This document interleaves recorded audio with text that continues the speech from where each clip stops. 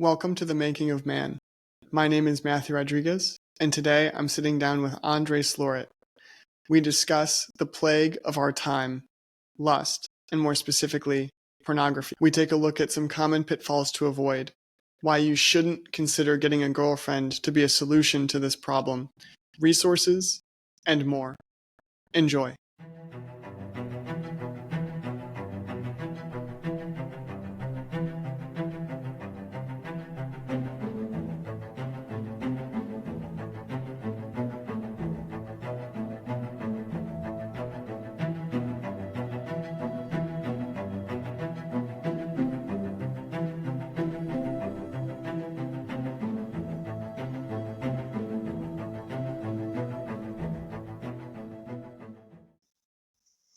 Welcome, Andres. Thank you, Matthew, for having me today. Yeah. So today we're here to talk about lust and porn in the variety of ways that they show up in our modern day life. Mhm. And I think that many men hopefully have heard something along these lines before. I know that in specifically Catholic circles, it's talked about quite frequently. And, people call it kind of the scourge of our time, the plague of our time. You hear a number of stories about kind of men being really accustomed to porn and to lust. And so, you have developed over time a desire to combat that, both, for or in any way that you kind of can. And so I was wondering if we could start off and you could talk about some of the ways that you found as far as how you combat that, maybe how you've combated it in your own life or how you've combated it in the lives of others. Yeah, no, of course. And you're exactly right. It is the single most pervasive issue um, among young men today. Certainly, Catholic and non-Catholic faith. It is something that almost every guy you talk to, I say almost because it's not everyone, and it's important to look to the few superheroes among us that seem to be able to uh kind of be hydrophobic and like not get wet, so to speak, because emulating them is one of the ways in which we get out of this. But I mean, you can throw a rock out on the street and hit a guy under the age of 40, and you'll be able to have a conversation with that guy about this. And so, for me, I've been combating this with success, increasingly, for the better part of 2 years now, almost 2 years. And to start, responding to your question more concretely, what are some of the ways that I've been combating this in my own life? Well, for the Catholics out there, number one, it's always going to be prayer and turning to God, frequent confession. I won't, bang the drum of how much we need God too much. Hopefully, there are better people out there to, extol on the virtues of God, but you always have to start there. More concretely, you have to be able to and daring to pluck out your eye if it is causing you to sin. And that looks very different for very different guys. There are a lot of different ways in which that manifests in the lives of each guy. And it comes down to, wherever I try to liken it to it being a leaky pipe, wherever it's oozing out of in your life, whether it be online, whether it be in a certain situation, in a certain place, a certain time of day, you just have to systematically identify the conditions that lead you to engaging in the sin and cut them out. The good news is that is relatively easy to identify. Like it's not a surprise to anyone where this comes from, right? It's very easy. If you fall, you ask yourself, how did I get here? And then, you add it to the list. This is one of the ways this is one of the paths to this that I must evade. Yeah. Um, I think that's really important to have that kind of recollection. I think when you're in the cycle or you're trying to work out of it, I think there's a lot of shame and there's a lot of guilt that comes after the fall. Um, and having that moment to pause and almost kind of take it more aggressively, almost like I feel like we can be very defensive about this and kind of just think that we're kind of holding on or we're trying to withhold from this onslaught that it may seem. But I think if you take more of an offensive approach, it's like, okay, like where did this get me? And then try and, like you said, kind of patch up that leaky pipe or, defend yourself a little bit better there. What are some of the kind of common ways that you've noticed, whether it's talking to men or in other situations, where men are maybe more vulnerable to this and can do a better job of defending themselves? And I can share a little bit about what I've experienced is I think there's a lot of loneliness in men's lives today. And I think that contributes to the desire to try and fill those like lonely moments. And I think that community for men is good for a ton of different reasons, but I think this is one of them. That there's the quote, idle hands are the devil's playground. I think idle time is also the devil's playground. And so when you are just around community, even if it's not a Of course, specific activity, but you're just kind of around people, you're of course not going to be engaging in this behavior. of So course. that's something that I've experienced or that I've seen in conversations with the guys. What have you seen? Mhm. No, no, absolutely. Probably, if you were to give it a percentage, like 80 to 90% of the paths or the factors that lead to this are common across guys. There will be certainly nuances to how one experiences this versus another, but there's a lot of this is the same uh, experience that it's on the one hand it's good that it's shared because we can use a lot of the same strategies. Like we don't have to reinvent the wheel for dealing with this stuff. And so, and you're absolutely right. Idleness is the number one factor, if you will, that leads to this. I something that comes to mind is, you know, when in like think of like the Middle Ages, like 1200s England, or like even like early modernity. You had laws against idleness that that was criminalized. Obviously, that refers to a much larger social phenomenon, but like the point of like seeing idleness as bad socially is something that we have lost, right? Mm-hmm. We used to criminalize having nothing to do. It's not quite the same having nothing to do as what leads to pornography and lust, but from time immemorial, we have known that if you're just kind of sitting around, bad things will happen. Mm-hmm. Revolutions happen when disaffected young men are out of work and with no marriage prospects, right? That's idleness. And so yeah, absolutely. Number one is you have to maintain a full calendar of, work, study, social, um, you know, socialization, uh, church work, volunteering, exercising. You really shouldn't have time to sit around, frankly, unless it's Sunday, in which that's when you should sit around and and enjoy your time. So absolutely idleness. Yeah.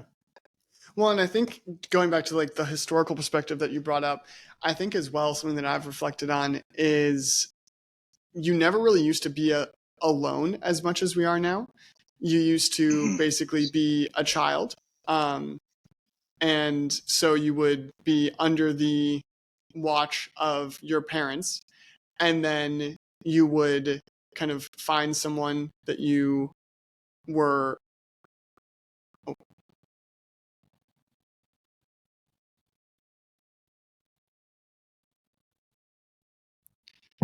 Sorry, I don't know if I lost you there.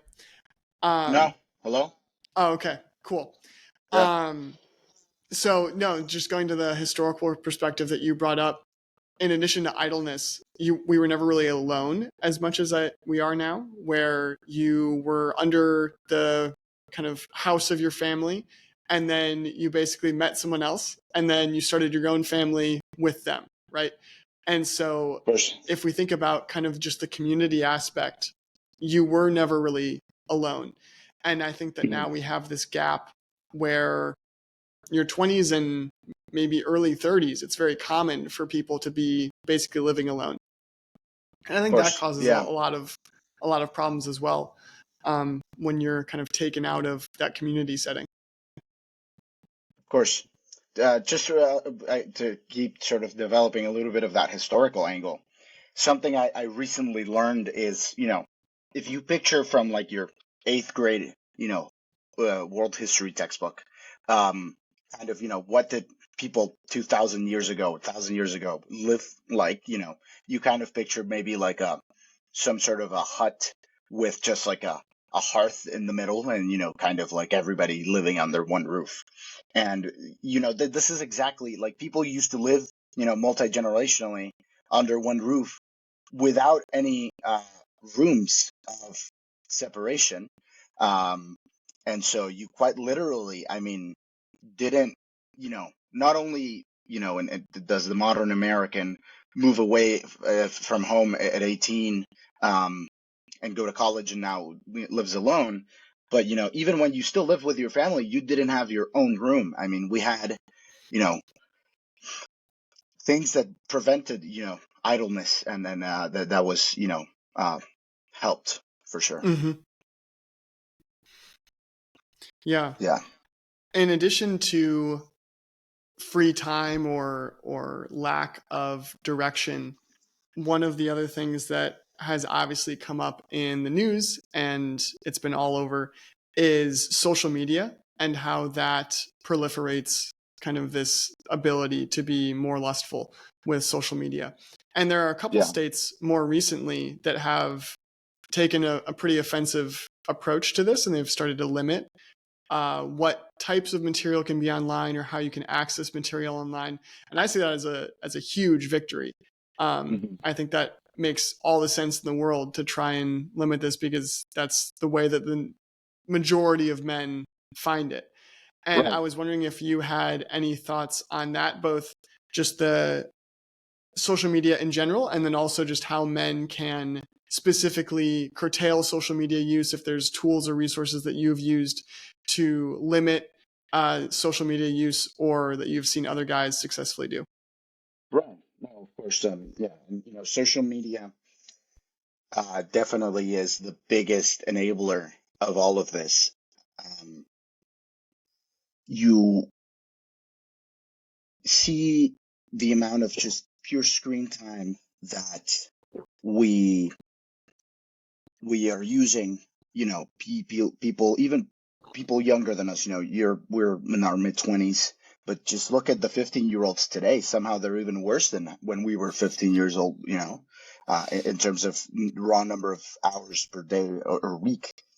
And you look at what they're looking at in TikToks, and besides all of the actual pornography and things that are in truth pornography but are not called pornography, what you might call, softcore porn, um, even the non-pornographic content, it's people cannot hold their attention anymore. It's all stimulations. It's all, you can't listen to the uh, AI voice read out loud a Reddit post story without having Subway Surfers in the background.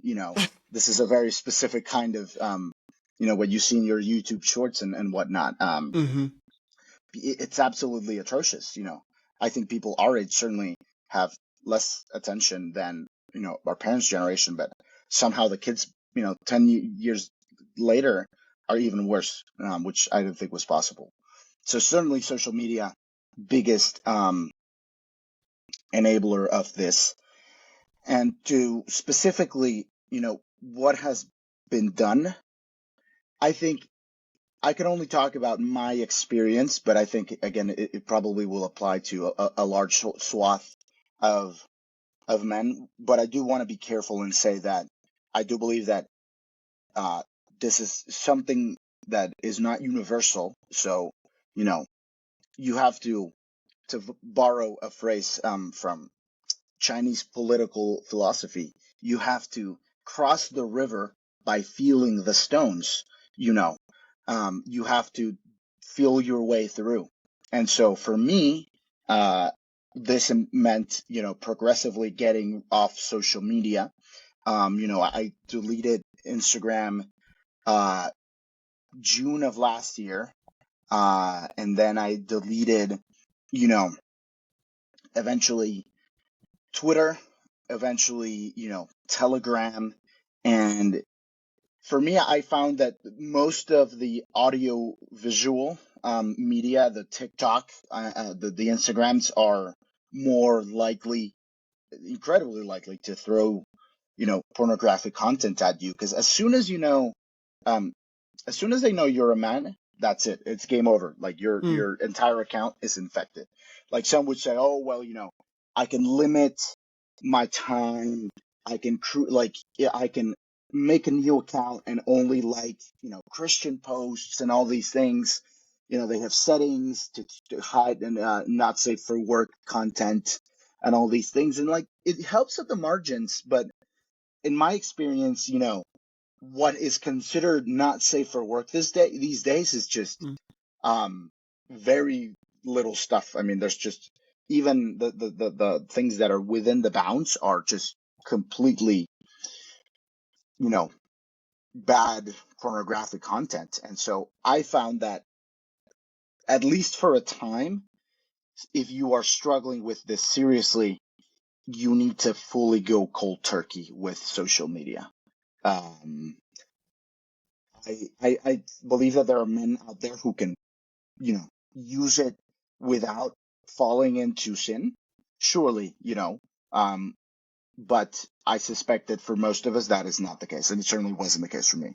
mhm. And probably the best tool that I have used, for this is Covenantize. It's a, uh, very popular, VPN web filtering, content filtering service that includes an accountability system with a friend, and so it's has something that you cannot delete by yourself. You give the keys to your house to another guy, and you kind of surrender yourself, because otherwise a lot of the times you just don't have the willpower, and that's okay. We are here to be in community and help each other. Um, and so, yeah, definitely. Number one is turning to God in prayer, because God will never let you down. But also, I think, friends, especially being friends with good Christian guys who are similarly oriented and trying to Mhm.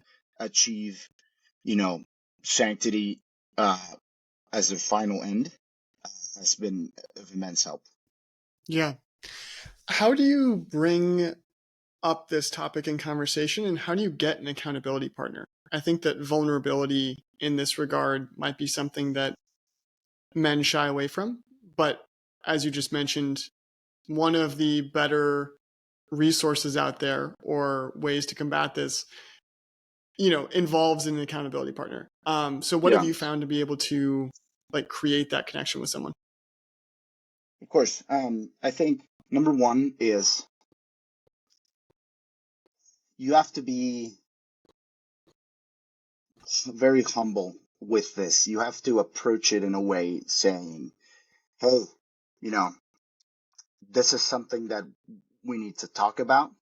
This is something that, you know, I need help with, but also you need help with. And we have to avoid falling into the fallacy of like, oh, well, you know, let him who has no sin cast the first stone. Well, nobody will ever cast a stone against, you know, pornography if that's the approach. And so you have to be humble. If you happen to be, in a more advanced state of the path to sanctity in this regard than somebody else. Um, do not forget your origins. Do not forget where you came from. If you have been given the grace to improve in this, it is only because it is for you to go out and spread the message. It is not through merit of your own. So humility is one, but also you have to be very very courageous and radical into how you bring it up in conversation. And there's no easy way, really. I have found that, close friends, people you already have, high levels of trust with, people who share your religious faith understanding, whether Catholics or not, these are people who are easier to bring this up with. But something that I have had a good amount of success doing is kind of, it feels at first fitting, a square peg in a round hole, but kind of just bring it up with anybody. Kind of just throw it out in the conversation. Recently, I was over spring break a few weeks ago. I was in New York City, which is where I lived before I moved down to Washington, D.C., visiting some old friends. And I grabbed a beer with an old coworker of mine, a guy my age who was Catholic, not practicing, but I brought it up. I shared the good news of, how I have been able to make significant headway in tackling this. And he was like shocked that I would, not only talk about, you know, you know, how are the girls down in DC, or how's dating life, and how's, professional opportunities, like just the kinds of things you would expect to have in a young professional conversation. Mm-hmm. This guy and I, we were work friends, but certainly never hung out or did anything outside of work. But, I figured, this is a guy who is my age. So statistically speaking, this will, resonate with him. And so I just threw it in there. And he opened up, and I was like, wow, man, like, you're totally right. It's something that, I know is bad. I feel like a worse version of myself the more I am steeped into this. And so, yeah, you have to be open with these things. People will respond to that, especially young men. And they don't have to be Catholic. The good thing is we instinctively understand and know that this is pernicious and bad for us. Mm-hmm.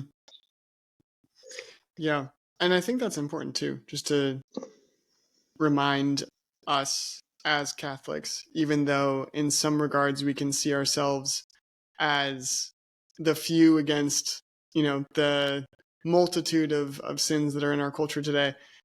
That's a really great point, that even men who are not Catholic are aware that this is not a good behavior, even just on like a secular level.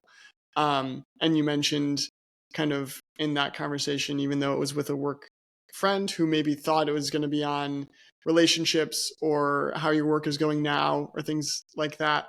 Um, this issue and lust does get in the way of those things. It kind of is, yeah, kind of ironically, it kind of is related to that. Of course. Yeah. Or, when you brought up before in idleness, of all the things that you could do if you weren't giving so much time to lust. You could maybe get a little bit more integrated in your parish. You could work out more. You could, try and grab more social time with your friends, whatever it is. Those are all the things that this kind of stops men from doing. And so, yeah, I mean, even there are secular aspects. I don't know if you want to talk about that, just the secular aspects of course. reasons why not to engage in this. Sure. Yeah. Something that I have thought about doing, certainly going forward, I would love to do more of is, how do you approach this from a more secular perspective, right? Because, we have a shared understanding of, Catholicism, Christianity, more generally, the transcendent aspects incentives, if you will, are very powerful for us because, we buy into it, right? But obviously, somehow the people who, have not been given the virtue of faith, the grace of faith yet, they have it even harder because, they don't know that they have God in their corner, even though they do. And so with these kinds of people, you have to start with, you know, the shared understandings that, you know, that are outside of the faith. As I said earlier, this people instinctively understand that this is bad, instinctively understand that this is, very terrible. I mean, this is why, you see on the political left, the kind of the anti-porn feminists who, yeah, this movement that, started with, radical female, empowerment and liberation, one of which meant, sexual so-called liberation. Well, it turns out, fast forward 60 years, they have come to realize, starting to realize that that's not where true freedom lies. And so you see a lot of efforts on the political left as well from in trying to curtail these things and roll them back, which is good. I think it's a necessary step to work affect a political solution to this, which is a whole nother can of worms. Mm-hmm. But secularly, I mean, just the biochemical changes to your brain once you start to wean yourself off of this is really incredible. You walk down the street and you see a woman who's attractive, and you start to less and less, undress them with your mind, treat them like objects. Your visceral reactions start to change the way you refer to them. I mean, even in myself, I have felt that, if before I would have said, damn, bro, that chick's really hot, you start saying, oh yeah, wow, she's a beautiful girl. Even just the subtle, not really subtle, the change in your diction is indicative of, how you are not distracted in the same way, or you are not imprisoned by these thoughts when you see somebody who's attractive out on the street. You know, you feel less depressed. You mentioned loneliness earlier, and I think definitely, that's, a concern. But when you are steeped in pornography and, you're in your room huddled away in the dark with the door closed, you just, the sort of chemical reactions in your brain are worsened. Those feelings of loneliness, and stagnation, and feeling just kind of, unable to, without the will to move, kind of, it's just worsened by pornography.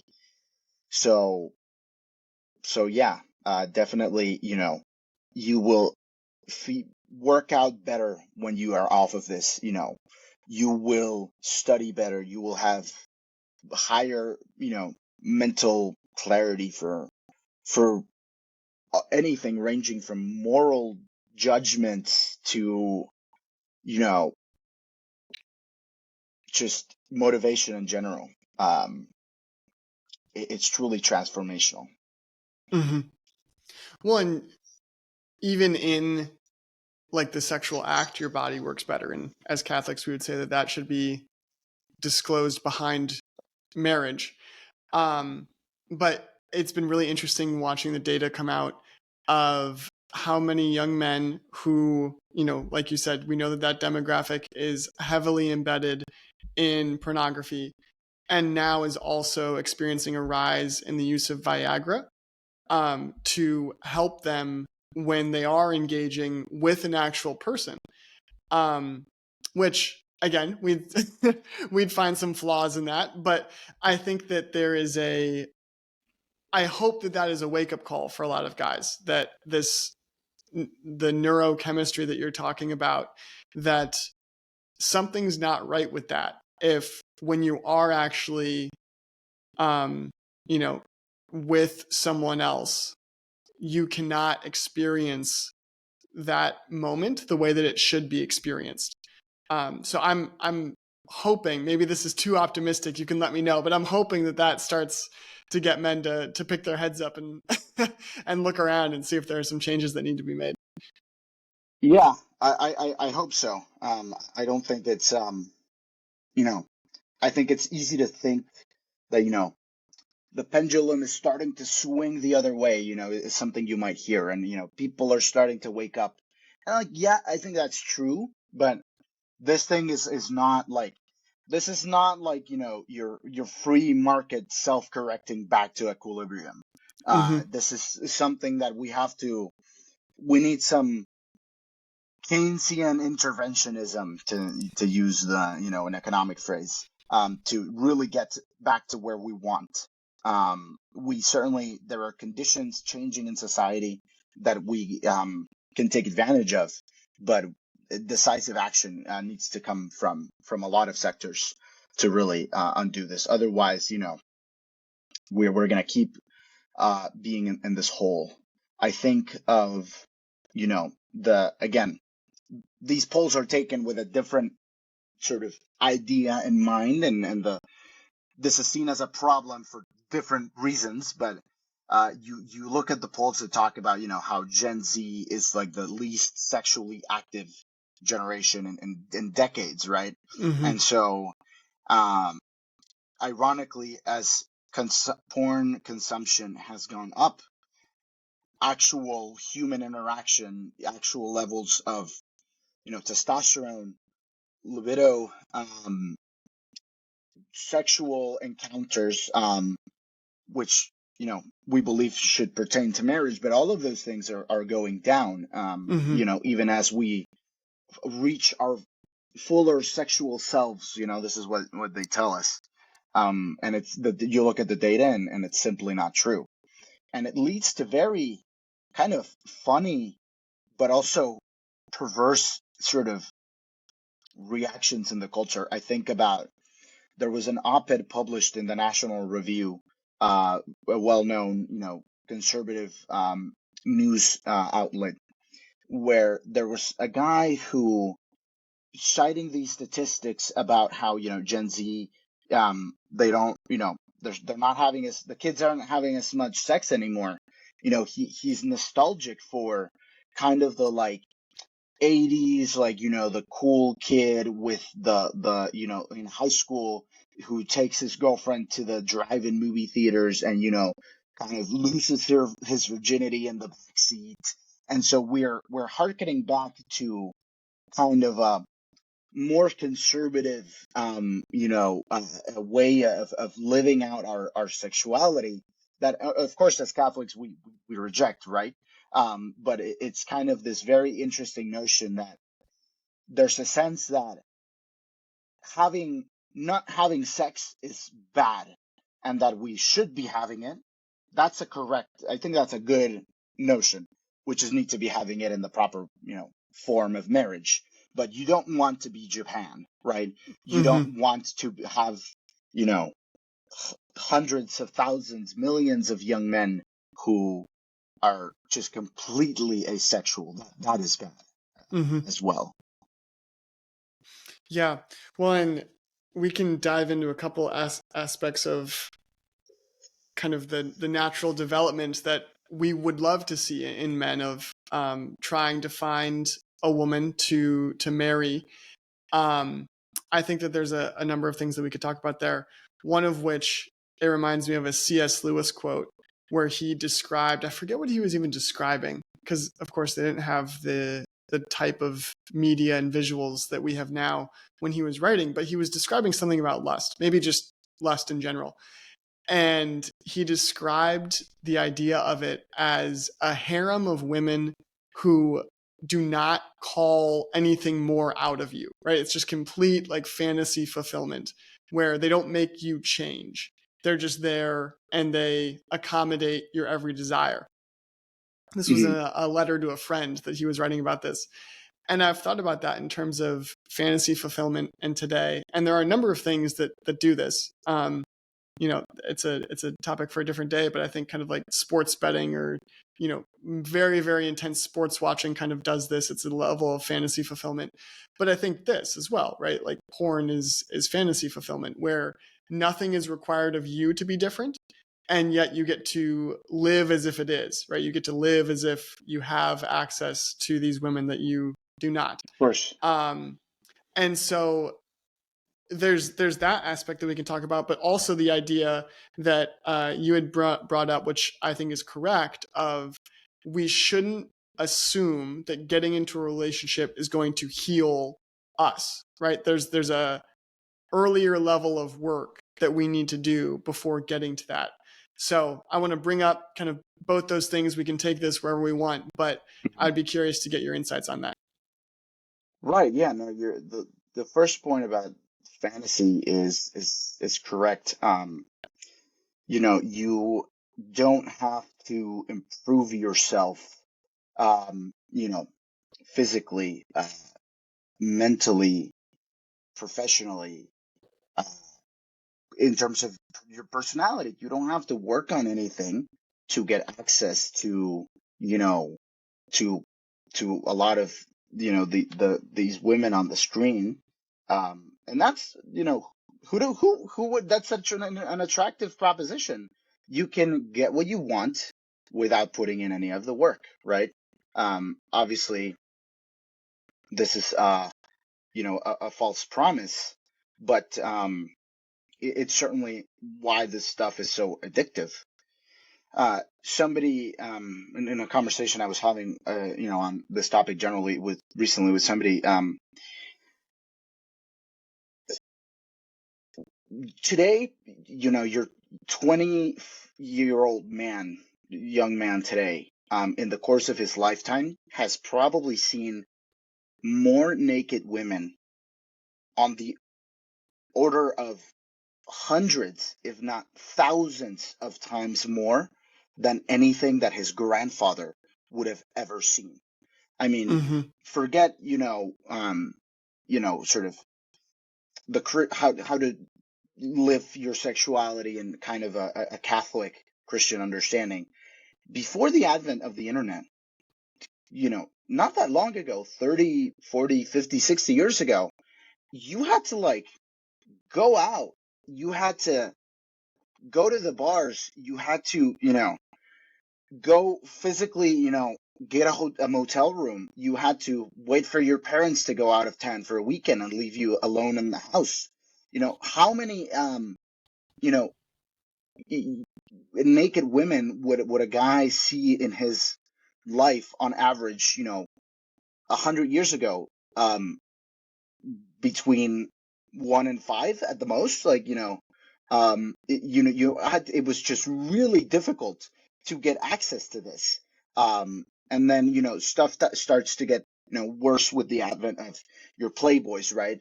And so you start getting, the pictures. But even then, you had to, wear a trench coat and a fedora and sunglasses and go to the bad part of town and go into the CD stores, right, late at night to get the materials. And so even that was work unto itself. And then now, I can just, pick up this device, this phone, and lo and behold, I can have access to many more women than, my great grandfather could have only dreamed of, in terms of sheer numbers and volume. And it's unnatural. So the fantasy aspect, builds on itself. Absolutely. Mm-hmm. And then the second part that you mentioned with, your relationships. Yeah, this is, The call to action is simple. If you are experiencing an addiction to pornography, you need to start working on it. No ifs, no buts, no conditions. Whether or not you are in a relationship is obviously important, but it is ultimately second order to this concern. If you are single and you're addicted, work on it. If you have a girlfriend and you're addicted, work on it. God forbid if you have a wife and children and you're addicted, work on it. It's always bad, and obviously your circumstances and the potential for damage to those around you will vary. But we need to remember that we are doing this for God and for ourselves, not for for others, but there are things that come before that, which is your own relationship to God. Well, and with that, I want to share something that actually my priest told me, where he was saying, in this fight, like you mentioned earlier, it's good to have accountability partners, but your accountability partner should not be, your girlfriend if you're dating them, or your wife if you're married. Just because men and women take this a little bit differently, where men see this as more of a physical satisfaction, just like eating, right? It's just something that we rationalize to ourselves. It's a physical bodily thing, whereas women see it more emotionally. Whereas like they are not um, in their person, right? In their being, they are not fulfilling whatever this need is. And even if it's not necessarily the sexual need, if you're not married yet, hopefully the woman won't feel pressured into that. But just that there's something emotionally that she's not able to fulfill for you, and that's why you're going to this.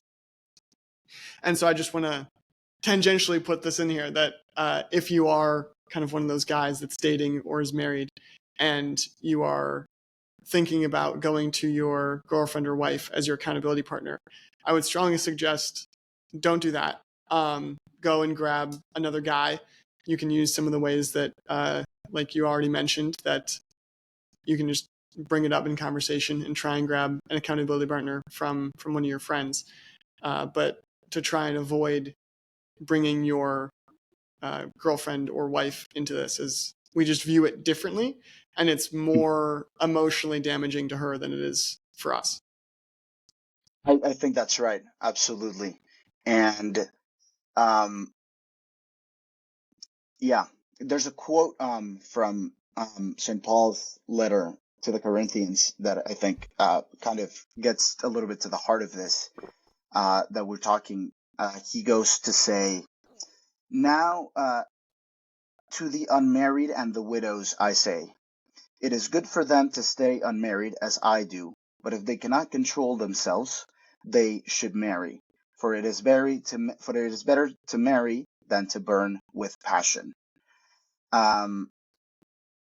So meaning there's something good in, being in a state of singleness, if you will.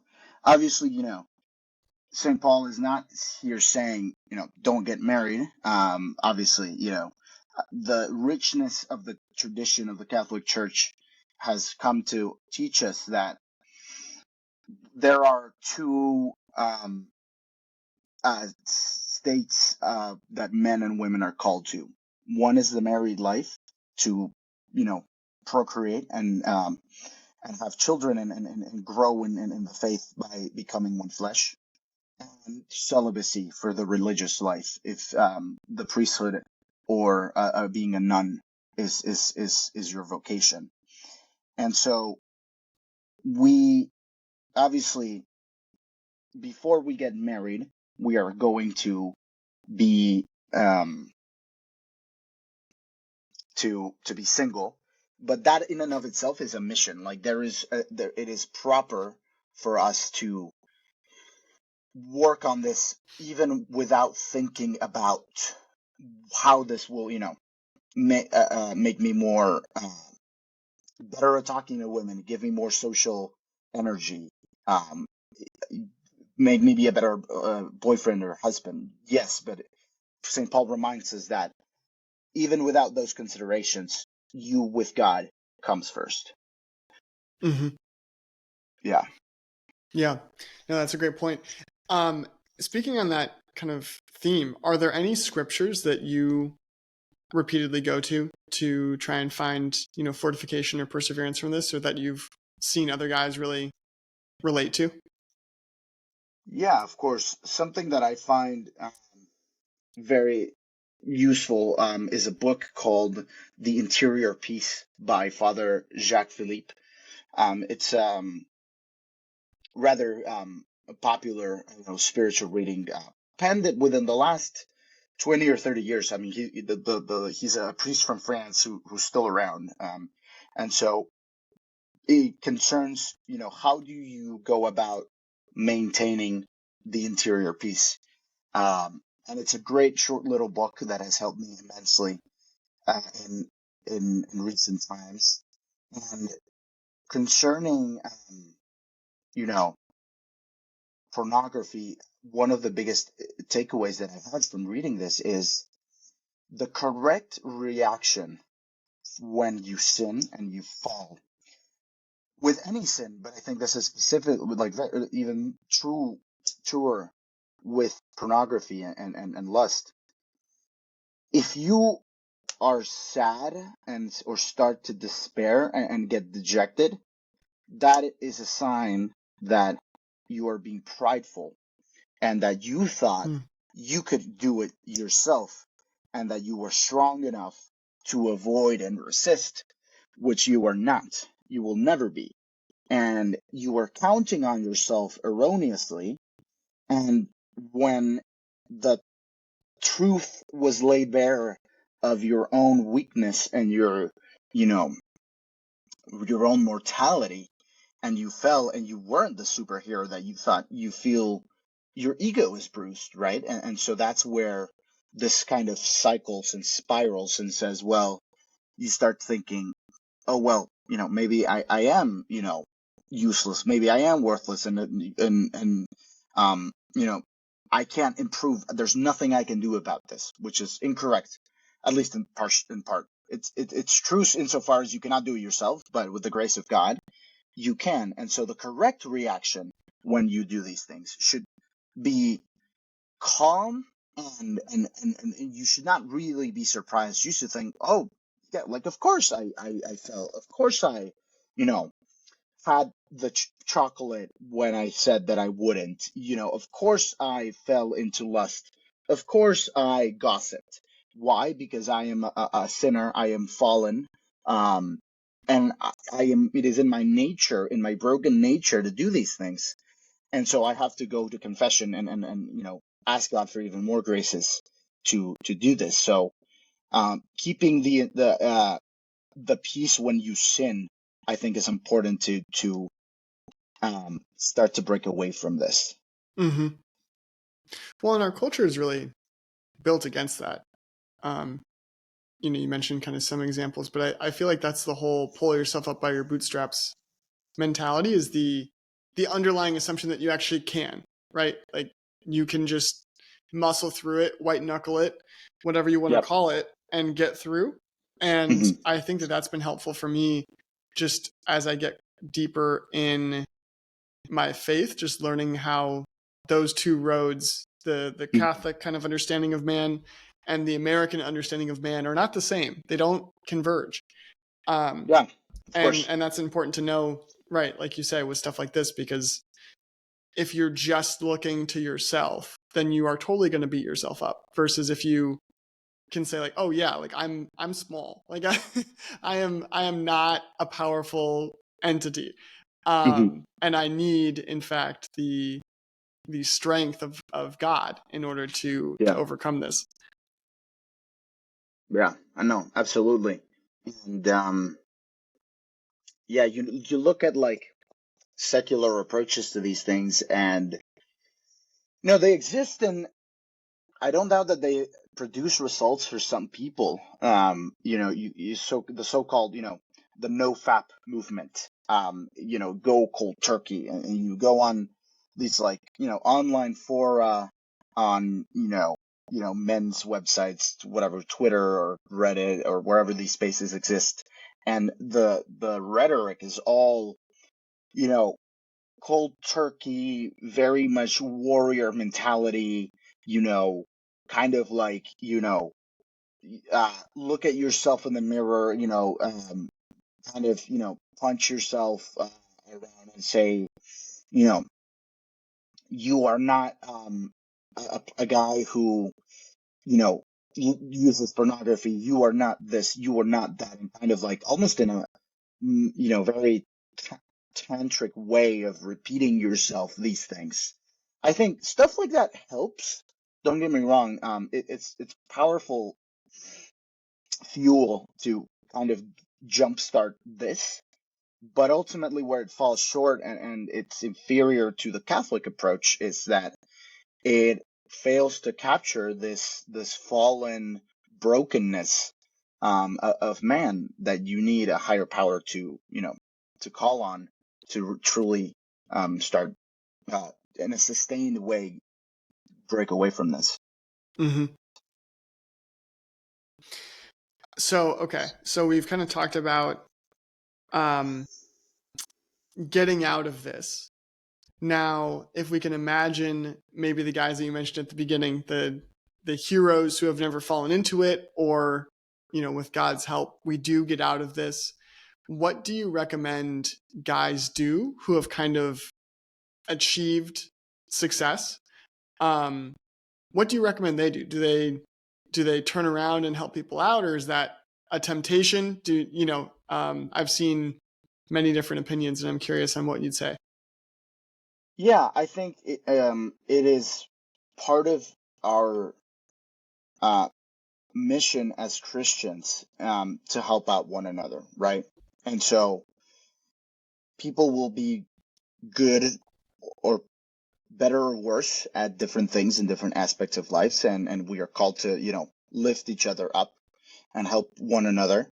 Fraternal correction, helping out your brother when you see that he is doing something wrong, while maintaining the humility that you yourself are not perfect, right? But then if that was the standard, then nobody would ever be able to speak up to help somebody get back on the right path. And so with this specifically, I think, there's two things I want to say here. One is, if you find yourself having had the grace to either, never having fallen into it, which these are incredibly rare stories, but I have heard of them. People who, kind of didn't grow up with social media. They did it. Their parents didn't let them watch whatever television. They didn't have TVs at home, and so they just never, they've never fallen into this. I think that is true. It exists. But obviously, most men will not be able to relate to that. And so the kind of the guys that you will be able to relate to is, the guy who can say, I am 4 months clean, I am 6 months clean, a year, 5 years. Those are all, real timelines that I have heard from close friends of mine that I have been able to achieve myself. And so kind of it is knowing what the art of the possible is I think important. Both if you are on the other side of it, quote unquote, and you've managed to jump over the hill, reminding guys, frequently talking about this to remind them that, hey, yeah, this is possible. And also, if you still find yourself needing to, keep working at this, which is completely fine. In a sense, we all always need to keep working on this. But if this is a constant source of, this is what's bringing you back to confession. If this is happening, every other day on the daily, you should kind of go out and seek those experiences from guys. Ask people what have been your strategies. Have these conversations so that you know just like with anything else, you want to start a business, you go and talk to the billionaire CEO and ask him what his recipe for success is. We all can learn from each other. And so seek out these conversations if you're still in the beginning stages of this, and also if you have been given the grace to be more advanced in this path. Go out and make it a point to share your bear witness to this. Mm-hmm. And then as far as resources go, you mentioned Jacques Philippe, The Interior Life, and I can link that in the description below. You mentioned Covenant Eyes that before. Are there any other resources that you direct guys to? The Rosary Yeah. would be a huge one. Yes. Pray your Rosary. Turn to your mother. She is the single greatest gift that Jesus ever gave us. And seriously, I mean, all of this started really improving and taking a turn for me once I started asking Our Lady to intercede for us. Mm-hmm. Certainly. And there's a lot of resources out there. There are more than one kind of program. One that I recently came across that I don't have experience with is called Fight Club Catholic. Is one. Covenant Eyes is another one. There are certainly secular ones out there without kind of a Christian focus. There are groups in your parish. Go seek out men's groups. And if there aren't any, start one, at your local church. Talk to your friends about this. Call me. This is, my number is 330-622-1828. If you ever want to text me or call me, I will always be a resource for any guy who wants to work on this and help help himself. Just don't expose yourself to the sunlight in whatever ways you can. Do not keep it in the dark. Is how you start. Mm-hmm. There was a men's group that I used to be a part of, and there was this guy who was very insightful, and he would come up with these very insightful things to say. And he mentioned in regards to sin and kind of confession, he said the sunlight is one of the best disinfectants that we've ever found. And so that made me think of that, where it's like if you just bring sin up, if you expose it to the sun, as you mentioned, that tends to kind of help shrivel it away in one way or another. Yeah. Yeah, that's fantastic. And we're coming to the end of time here. The way that I end every episode is I just ask the guest, what's the number one recommendation that you would recommend to men?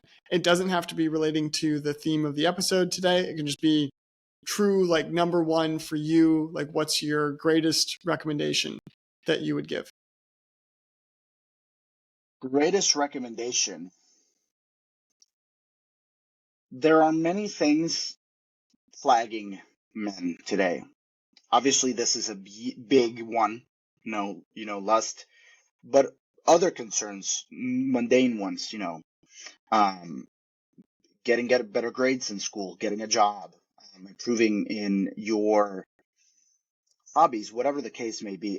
Something that I have found is pick one thing in your life to work on, and kind of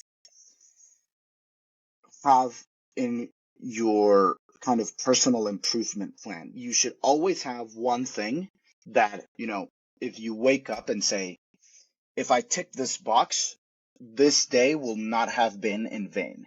And I'm not saying that, you should, a day in which you didn't fall into lust is a day well spent, and you can have neglected your homework, neglected your family, your neglected all of your other duties. That's not what I'm saying. Do the things you have to do, but kind of our culture demands our attention from so many fronts and so many things, and there are so many things to improve on that we have there's a natural impulse to kind of want to tackle it all. You know, you want to quit porn, you want to hit the gym, you want to eat well, you want to start doing your readings for class all at the same time. That those things all tend to happen in unison, meaning when you improve in one area of your life, you will improve in others. But focus, just pick one and focus on that for a little bit, you know. Um, uh, Give yourself a pat on the back if you went to the gym and that's it, you know. Don't worry too much about, you know, if you're also eating well, if you're also doing this. Just pick something to improve on and measure yourself and, you know, have accountability. And you will find that everything else kind of tends to follow with that, right? Because if you already went to the gym, you're going to think twice about eating that pizza or that candy bar or whatever. But it's okay if you do sometimes, you know. As long as you complete the mission, there's something very powerful about saying, okay, I set out to do this and I can sustain it for a long time, you know. Um, yeah, that's what I would say. Awesome. Thank you, Andres. No, thank you, Matt. I appreciate your time today. Thank you for watching The Making of Man. If you like that and want more, click here. And don't forget to like and subscribe.